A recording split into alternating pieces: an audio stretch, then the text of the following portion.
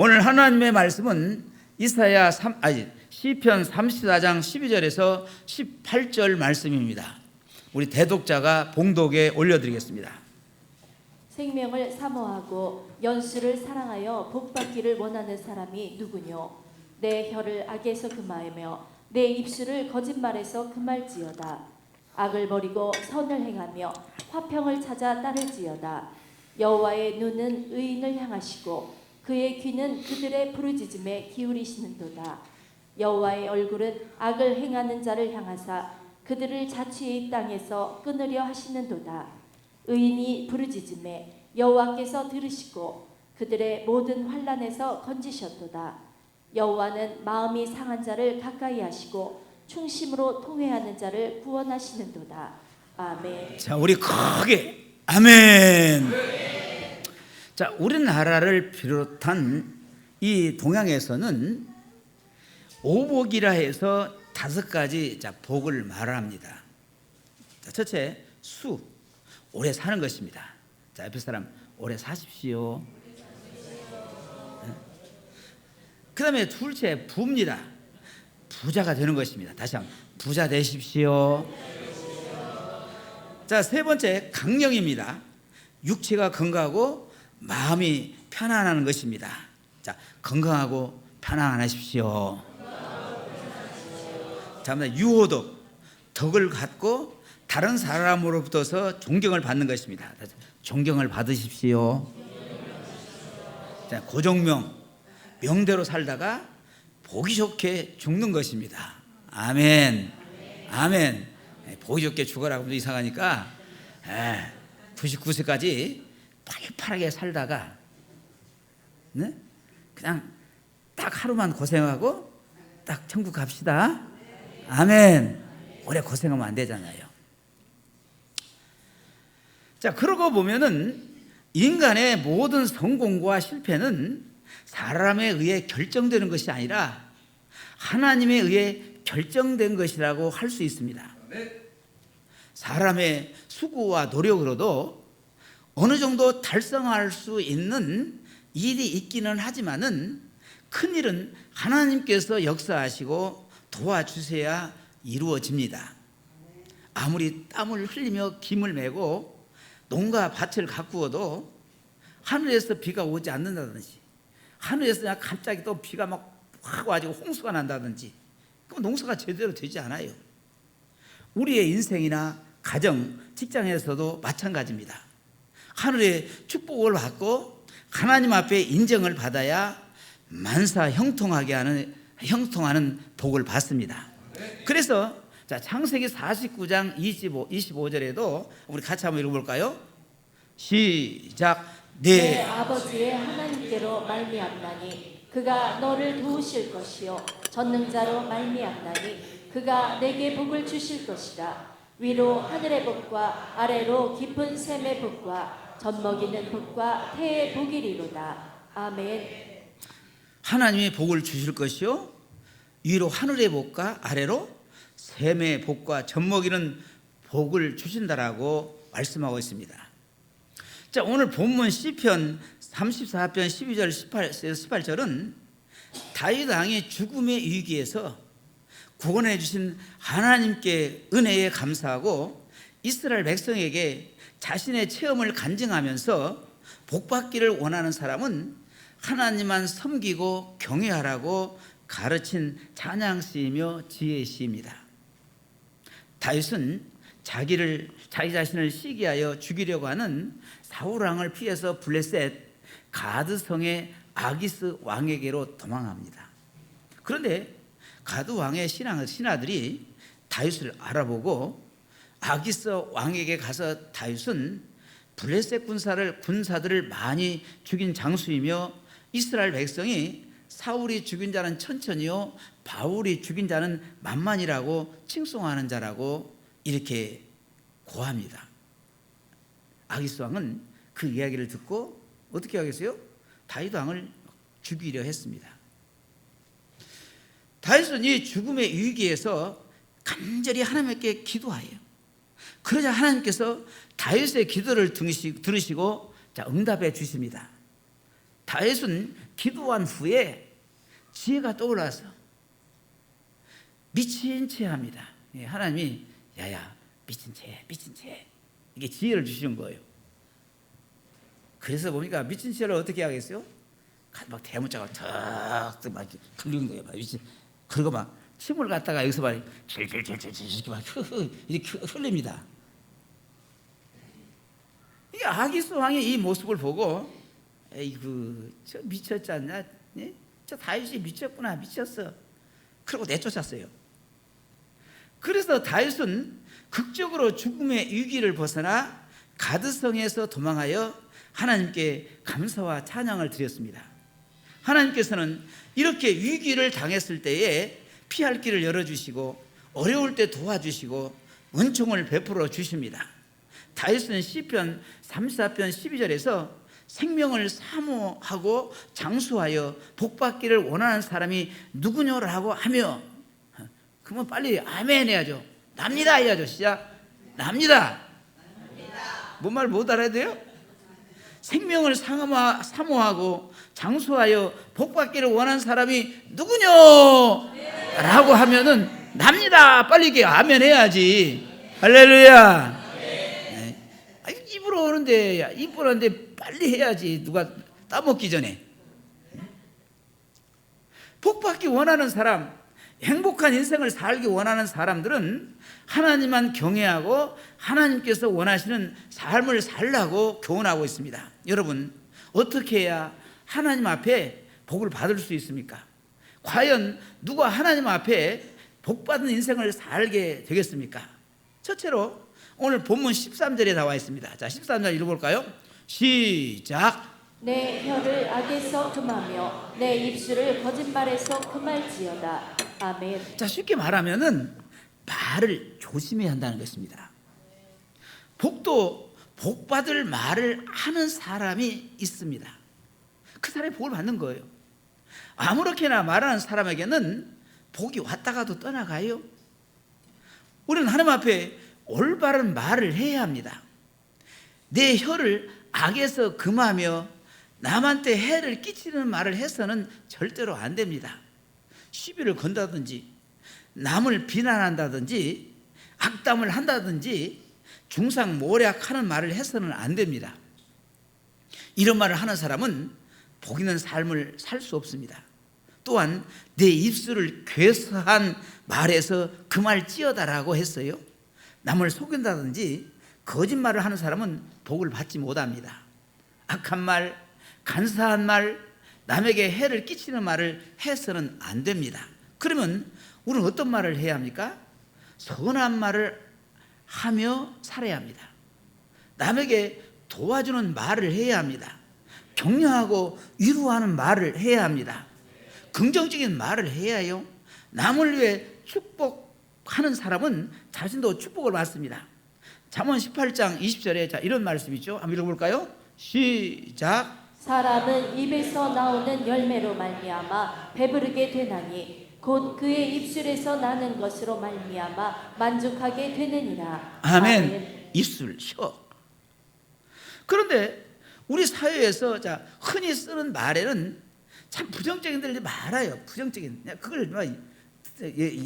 그걸 열거하려고 하면 많은데 대표적인 것.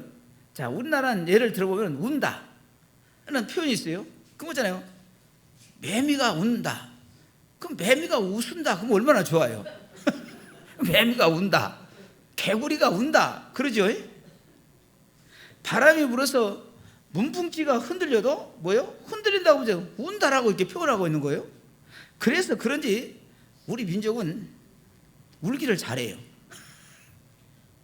또 죽는다는 표현도 많이 쓰죠. 아, 좋아 죽겠네. 그냥 미워 죽겠어. 그냥 배불러 죽겠네. 배고파 죽겠네. 아파 죽겠네. 예뻐 죽겠네. 그리고 아주 좋은 것을 표현할 때는 어떻게 해요? 죽여준다. 죽여주네.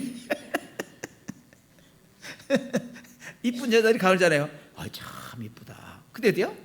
죽여주네. 그래서 그런지 지금 이 시대를 바라보면 여기저기서 죽을 일만 생깁니다. 중단하지 마세요. 이게 죽을 일이 있어도 되겠어요? 살겠다 해야지. 살겠다. 또한 우리 문화에는 좋은 문화도 있지만은 그렇지 못한 문화가 있어요. 남이 잘 되는 것은 참 못 참습니다. 그 속담에 사초했다면은 무엇이 아프다? 배가 아프다. 이런 표현은 영어로는 어떻게 표현을 잘 못, 다른 나라 말로는 표현 잘 안 됩니다. 해석이 안 되는 거예요. 이게 우리나라 그 노벨 문학상 몇 번 도전했는데 이런 표현이 잘 안 되기 때문에 이제 문학상 못 하다가 아주 젊은 분이 그 노벨 문학상 탔잖아요. 이것이 바로 헐뜯기 문화입니다. 무슨 문화? 헐뜯기 문화. 그래서 서울대 권준수 교수는 우리나라에는 헐뜯기 문화가 있는데 이것은 남을 인정하지 않는 고질적 풍토의 경쟁심이 합쳐져서 더욱 심화되고 있다. 그래서 한국 사람은 불안장애 중 평등 강박장애라는 하나의 정신병을 앓고 있다라고 말했습니다. 그래서 그런지 몰라도 선거철만 돌아오면은 서로 깎아내리고 또 깎아내리고 또 깎아내리고 거짓말하고 없는 것도 있는 것처럼 만들어서 온갖 중상모략을 합니다. 지금 국회 보시죠. 국회. 난 요새 뉴스 잘 안 봐요. 이러다 보니 다른 분야보다 다른 것은 다 이렇게 선진국으로 올라가는데 여러분 우리나라 정치는 가장 후진성을 탈피하지 못한 것 같습니다. 미국 존스 홉킨스 대학 부속병원에는 미국 존스 홉킨스 그 병원은 미국에서 최고의 병원이죠. 또 최고의 그런 의과대학입니다. 자, 신의 소원이라는 별명을 가진 소아신경외과 과장 벤 카슨 박사가 있어요. 그는 4세짜리 악성 뇌염 환자와 만성 뇌염으로 하루에도 120번 발작을 일으키던 아이를 수술하여 완치시킨 일이 있습니다. 그리고 1987년에는 세계에서 처음으로 여러분 그런 뉴스 들어봤죠? 머리가 몸에 붙어서 태어난 쌍둥이를 성공적으로 분리하는 데 성공했습니다. 그래서 벤 카슨은 신의 손이라는 별명을 갖게 되었습니다. 그런데 어떻게 해서 그가 존경받는 의사가 될 수 있었는지 아십니까? 사실 그의 인생은 아주 불행한 가정에서 시작되었어요. 그는 흑인 빈민가에서 살았습니다. 태어나서 거기 살았어요. 8세 때 부모가 이혼하여 편모 슬하에서 자랐습니다. 불량 소년들과 어울려서 싸움질만 했어요. 피부가 검다는 이유로 친구들 사이에서 따돌림을 당했습니다. 초등학교 때는 항상 꼴찌를 도맡아 했어요. 그런 그가 오늘날과 같이 변할 수 있었던 것은 어머니의 말 때문이었습니다. 어머니 말이 참 중요합니다. 어머니 말이 중요해요. 옛날 우리 부모들은 야, 이건 저주는 내가 말 안 합니다. 말 안 해. 여러분들 지금 그거 보면 시험 들까 봐 싶어가지고요. 우리는 그런 말을 많이 듣고 살았어요. 지금도 그렇게 저주스러운 그렇게 아주 포독스러운 그런 말을 듣고도 이렇게 건재한다는 것은 하나님의 은혜입니다. 그의 어머니는 이 형편없는 아들의 귓가에 항상 이렇게 속삭였어요. 너는 장차 훌륭한 사람이 될 거야. 너는 큰 사람이 될 거야. 낙심하지 마라. 너는 마음만 먹으면 뭐든지 할 수 있어. 지금도 늦지 않았으니 결심을 해봐. 계속해서 이러한 위로의 말을 듣고 자라는 그는 어느 날 정말로 결심을 합니다. 그래, 나도 훌륭한 사람이 될 수 있어. 그리고 중학교에 들어가면서부터 열심히 공부하기 시작합니다. 그 후 성적이 올라서 중학교, 고등학교를 모두 우등생으로 졸업하지요. 미시간 대학 의대에 입학하여서 신의 손이란 별명이 붙을 정도로 유명한 의사가 되었습니다. 후에 사람들이 당신은 이렇게 세계적인 훌륭한 의사가 될 수 있었습니까? 라고 질문하자 그는 주저없이 내 어머니의 말 한마디가 내 인생을 이렇게 바꾸어 주었습니다라고 대답했습니다. 여러분, 말을 우습게 생각하지 마시기 바랍니다. 이 말 저 말 그냥 나오는 대로 내뱉지 마시고 말을 골라서 하시기 바랍니다. 절대로 악한 말, 부정적인 말을 해서는 안 됩니다. 여러분 인생을 새롭게 시작하기 원한다면 무엇부터서 변화되어야 합니까? 언어부터서, 여러분의 말부터서 변화되어야 합니다. 내 말이 달라지면 상대방의 말도 달라집니다. 언어가 새로워지는 그 순간부터서 여러분은 행복한 삶을 향해 나가게 됩니다. 능동적인 삶, 승리하는 삶으로 한 단계 앞으로 전진하게 됩니다. 복의 말을 하는 사람이 복을 받습니다. 자, 크게 아멘 하세요. 자, 두 번째로, 자, 어떤 사람이 복을 받습니까? 자, 14절에 나와 있어요. 한번 읽어볼까요? 시작. 악을 버리고 선을 행하며 화평을 찾아 따를지어다. 아멘. 자, 말도 중요하지만은 행동도 중요합니다. 지금 그 말이에요. 말과 행동이 하나님 앞에 복을 받을 만한 것이어야 합니다. 악을 버리고 선을 행하며 라고 하였습니다. 말만 선하게 할 것이 아니라 행동도 선하게 해야 합니다. 선행이란 남에게 해를 끼치는 것이 아니라 남을 도와주는 착한 행동을 말하지요. 의로운 행동을 말하는 것입니다. 또한 화평을 찾아서 딸을 찌어다라고 했어요. 쓸데없이 싸우거나 다투거나 분쟁하지 말고 이웃과 더불어서 화평을 누리고 평화를 유지해야 합니다. 전쟁을 하면 서로 망해요? 가정에서도 전쟁하면 망하지요? 나라도 전쟁하면 망합니다.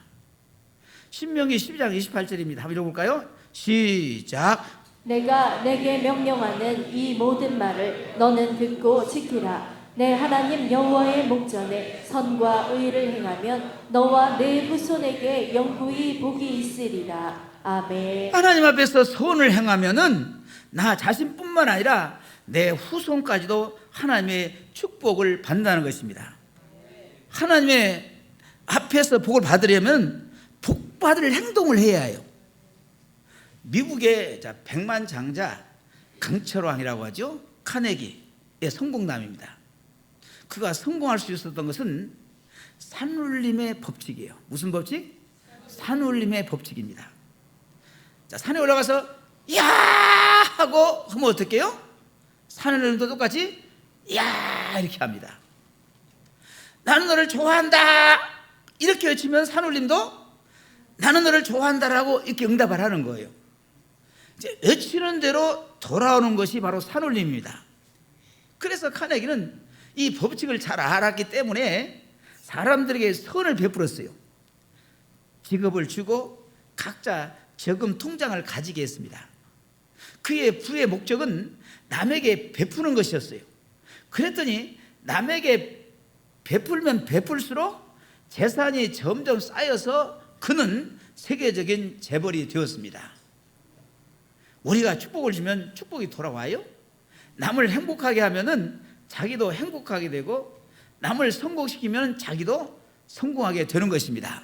할렐루야. 아멘. 네? 어느 음식 칼국수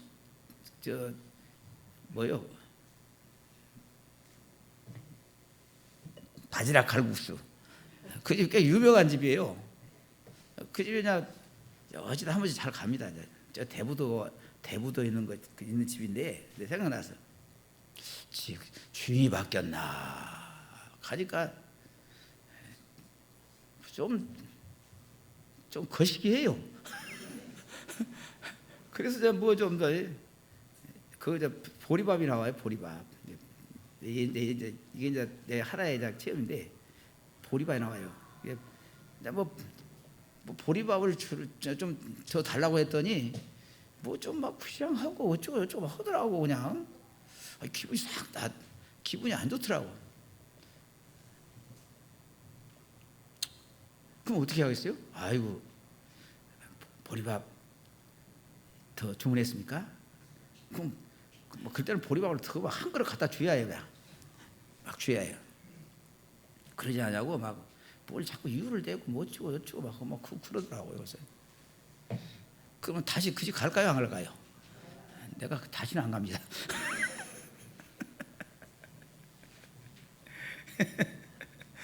자, 마태복음 5장 9절 볼까요?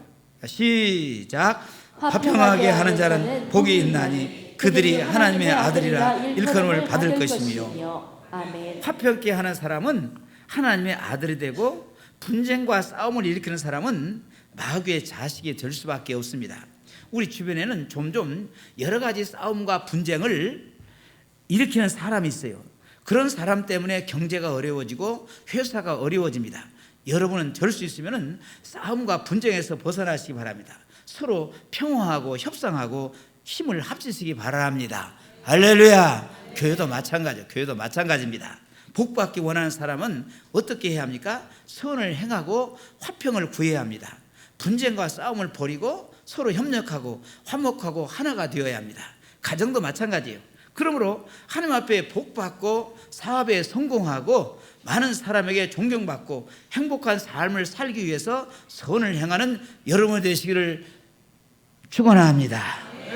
그 다음에 자, 이런 사람이 복을 받아요. 자, 오늘 15절 18절 본문입니다. 한번 읽어볼까요? 시작. 여호와의 눈은 의인을 향하시고 그의 귀는 그들의 부르짖음에 기울이시는도다. 여호와의 얼굴은 악을 행하는 자를 향하사 그들의 자취를 땅에서 끊으려 하시는도다. 의인이 부르짖음에 여호와께서 들으시고 그들의 모든 환난에서 건지셨도다. 여호와는 마음이 상한 자를 가까이 하시고 충심으로 통회하는 자를 구원하시는도다. 아멘. 하나님은 올바른 믿음을 가진 의인을 축복해 주십니다. 그래서 신앙생활이 참으로 중요해요. 여호와의 눈은 의인을 향하시고 그 귀는 저의 부르짖음에 기울이시는도다라고 하였습니다. 우리는 의롭고 정직하며 성실한 삶을 살아야 합니다. 그러면 만약 우리가 부족하고 연약해서 그렇지 하지 못한다면 하나님 앞에 기도를 해야 합니다. 하나님, 나에게 능력을 주시옵소서. 나에게 의를 주시고 나의 부족함을 채워 주시옵소서. 겸손하게 기도하는 자가 하나님 앞에 복받는 사람입니다. 자, 시편 91편 14절에서 16절 이런 말씀이 있습니다. 시작. 하나님이 이르시되 그가 나를 사랑한즉 내가 그를 건지리라. 그가 내 이름을 안즉 내가 그를 높이리라. 그가 내게 간구하리니 내가 그에게 응답하리라. 그들이 환난 당할 때에 내가 그와 함께하며 그를 건지고 영화롭게 하리라. 내가 그를 장수하게 하므로 그를 만족하게 하며 나의 구원을 그에게 보이리라 하시도다. 아멘. 간구하는 자에게 하나님께서 응답하십니다. 아침 일찍이 새벽 기도를 하면은 하나님께서 하루를 지켜주십니다. 철야하고 금식하며 기도하는 자에게 하나님께서 응답하십니다. 그래서 기도에 무릎을 꿇는 사람은 훌륭한 삶을 살고, 겸손한 무릎을 꿇는 사람은 강하게 살고, 인내의 무릎을 꿇는 사람은 장수합니다. 우리는 하나님 앞에 교만해서는 안 됩니다.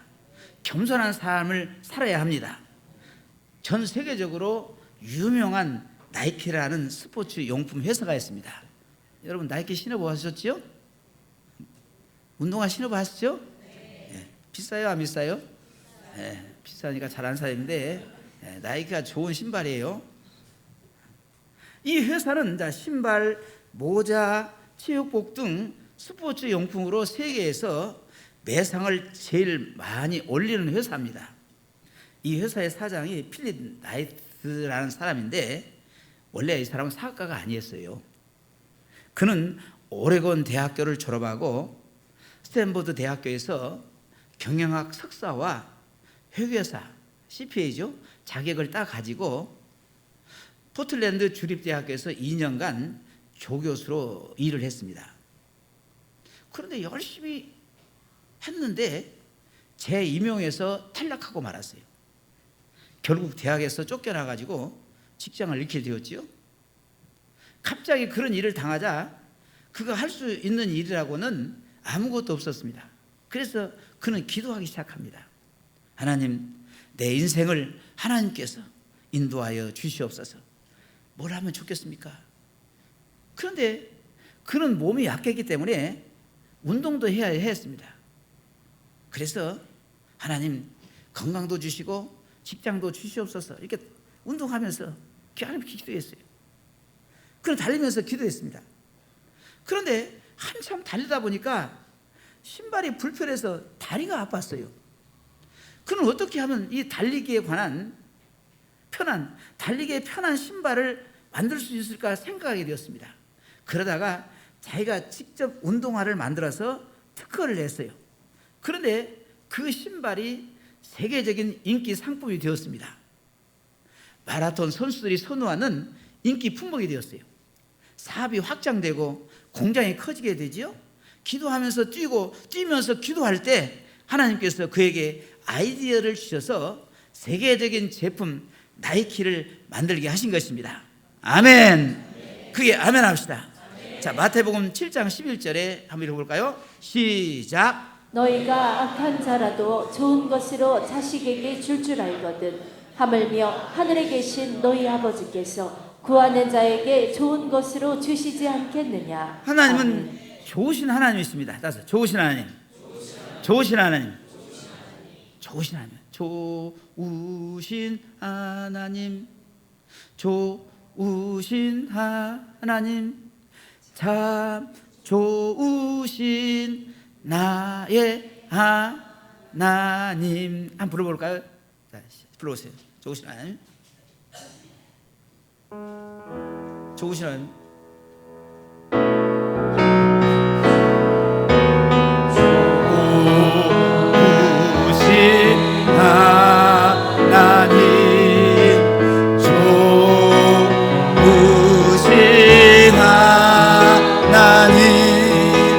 참 좋으신 나의 하나. 다시 한번 좋으신 하나님. 좋으신 하나님. 좋으신 하나님. 참 좋으신 하나님.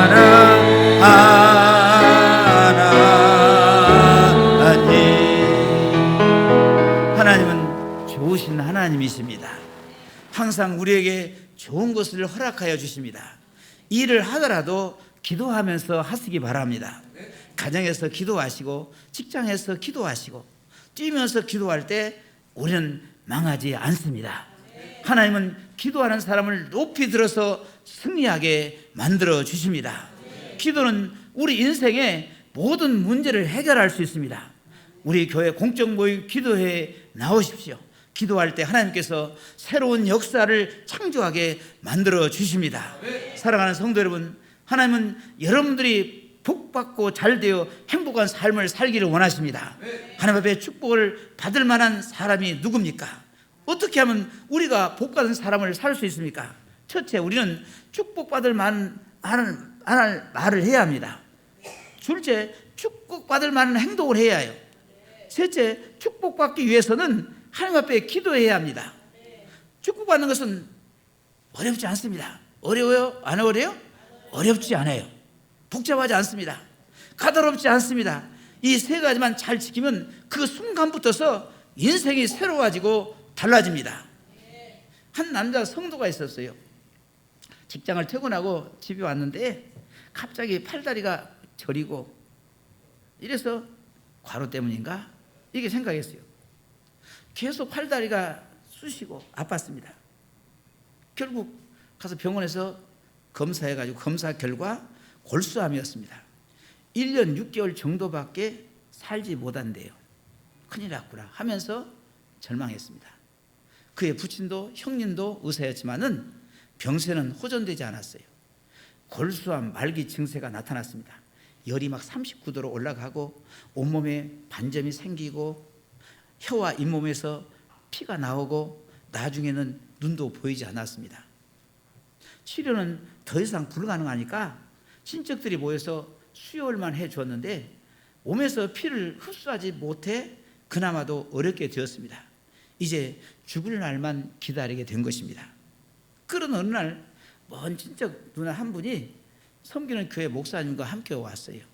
목사님이 기도를 간절하게 해주었어요. 기도 마치는 목사님은 이렇게 죽을 바에는 기도원에 가서 기도나 해보라고 했습니다. 그는 그 말을 듣고 정신이 번쩍 들었어요. 그렇다, 그렇지. 어차피 못 고치는 병인데 병원에 더 있어서 못하나. 죽더라도 기도하다가 죽어서 천국이나 가야지, 이렇게 결단했습니다. 구급차에 몸을 싣고 기도원에 도착하자마자 금식에 들어갔습니다. 그리고 곧 정신을 잃고 혼수 상태에 빠졌습니다. 하루 이틀 사흘이 지났습니다. 열이 40도까지 올라갔습니다. 본인도 기도하고 가족 전체가 모여서 그를 위해 철회하며 기도했습니다. 그런데 사흘이 지나고 나흘 닷새째 되는 날, 그는 감았던 눈을 번쩍 떴습니다. 의식이 없었던 사람이 일어나서 걷게 되었습니다. 다시 병원에 가서 진찰을 받았어요. 정상이었습니다. 모든 것이 정상이었습니다. 하나님은 오늘도 눈물로 기도하며 사람의 기도를 응답하여 주십니다.